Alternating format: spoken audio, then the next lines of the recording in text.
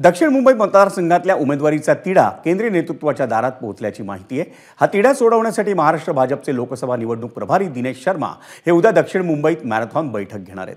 त्यामुळे या बैठकीकडे राजकीय निरीक्षकांचं लक्ष लागलंय।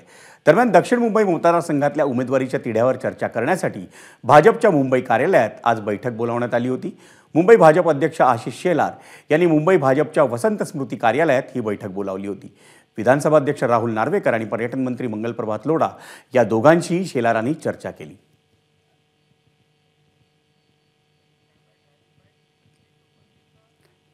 आपण पाहूयात राहुल नार्वेकर आणि मंगलप्रभात लोढा यांनी दिनेश शर्मा यांच्या सोबतच्या उद्याच्या बैठकीविषयी नेमकी काय माहिती दिली आहे। दक्षिण मुंबईतली जागा आम्ही सर्वजण म्हणजे आमच्या आता महायुतीचे मेळावे 6च्या 6 विधानसभेतले झाले आहेत।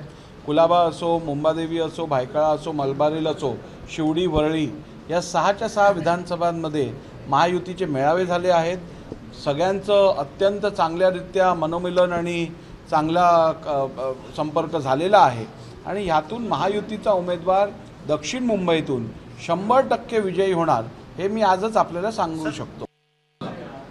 प्रथमतः मैं ह्या क्लॅरिफिकेशन करू इच्छितो की 2 उमेदवार नाही आहे, पूर्ण देशामध्ये फक्त एक उमेदवार आहे, ते हे माननीय नरेंद्रभाई मोदी। आजची जी बैठक होती ते काही तिढ्यासाठी न होती। उद्या आमच्याकडे आमचे प्रभारी श्री शर्माजी येत आहे, त्याच्यासाठी आम्ही एक मोठी बैठक 5 तासाची बैठक दक्षिण मुंबईमध्ये आयोजित केलेली आहे।